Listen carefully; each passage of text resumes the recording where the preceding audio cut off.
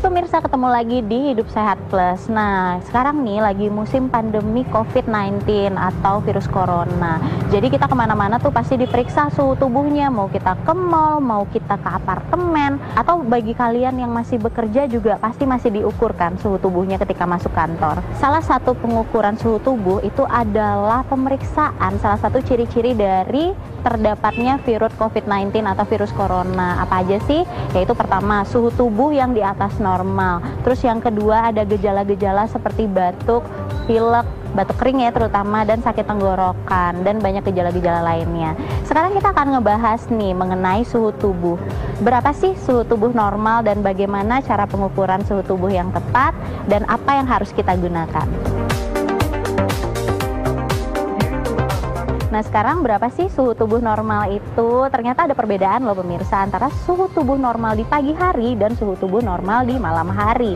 Kalau suhu tubuh normal di pagi hari itu di 36,5 derajat sampai dengan 37,2 derajat. Tapi kalau malam hari itu bisa lebih meningkat lagi loh pemirsa, di 36,5 derajat sampai dengan 37,7 derajat. Jadi kalau misalnya kita mengukur suhu nih di malam hari, ternyata suhu kita 37,7 derajat.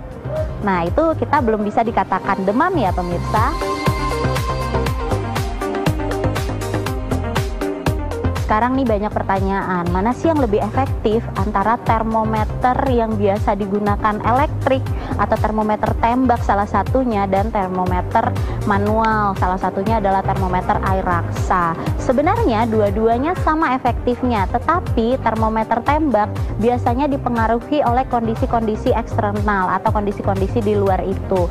Contohnya nih ya, misalnya termometer tembak baterainya sudah low atau udah akan habis, itu akan otomatis mempengaruhi dari keakuratan termometer. Atau kita berada di suhu ruangan yang dingin. Nah, karena termometer tembak jauh, ada jarak antara permukaan yang diukur dan antara termometernya, itu juga bisa mempengaruhi hasil akhir dari termometer tersebut.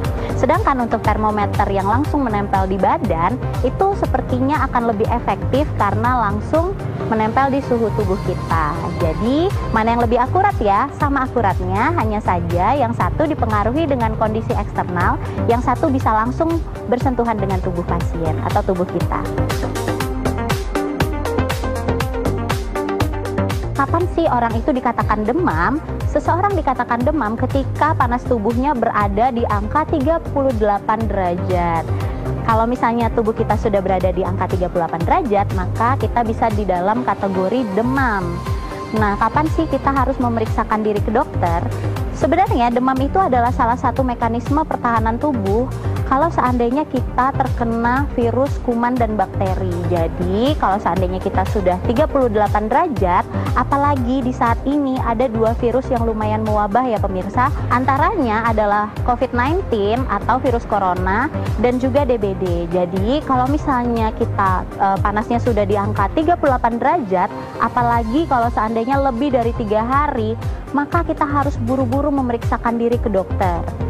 Karena semakin cepat kita mengetahui apa yang terjadi di tubuh kita, semakin cepat mendapatkan penanganan, otomatis semakin baik kan?